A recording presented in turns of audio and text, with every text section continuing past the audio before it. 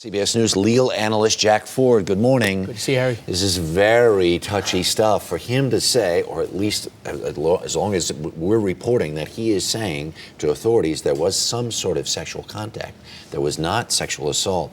How do you parcel out all of this information? Well, if I'm representing him, I had said to him from the very beginning, all right, I got to know what happened here. If there was some sort of relationship, but you're saying it was entirely consensual and appropriate, fine. Let's get out and say that. Because right now, all of this is floating around, and there are no answers to the questions. So I think right now, but you've changed the dimensions of this discussion right now.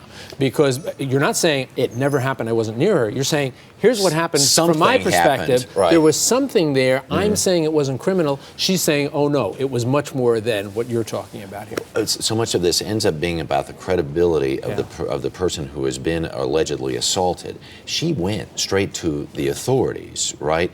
They presumably have they will get some sort of DNA evidence. And here's what the important thing, going back to my days as a prosecutor, as an investigator, you look for some sort of index of reliability here.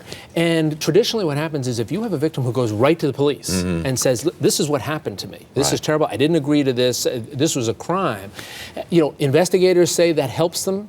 Prosecutor says this helps me.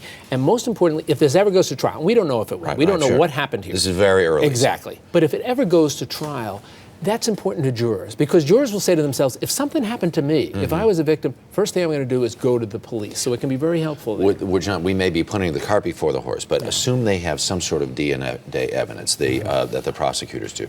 How do they compel Ben Roethlisberger to provide a DNA sample? Well, interestingly, the way the law has evolved, that's not a problem anymore. You're talking about you can't be compelled to incriminate yourself, so you can't be forced to talk. But you can be forced, not forced, but a court order, give blood, DNA swabs, hair samples, any of those things. So they will get that from him. All right. Now, what about the idea that he had been accused before? This thing never went to trial.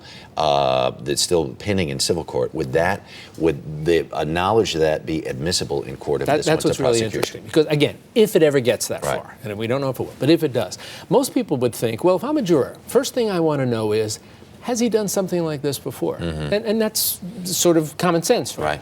One of the things that happens in a courtroom, sometimes counterintuitive, the law says, generally speaking, there's some exceptions, generally speaking, the jurors would not be told about somebody's prior episode. Again, there are exceptions here, but the rule is you're not told that, because we tell jurors, we want you to decide this case on the facts of this case alone. We don't want you to say, because he did it again, chances are he did it this time. So a little counterintuitive, but jurors probably wouldn't hear about that. Okay, Jack, thanks so much. Okay, do appreciate it.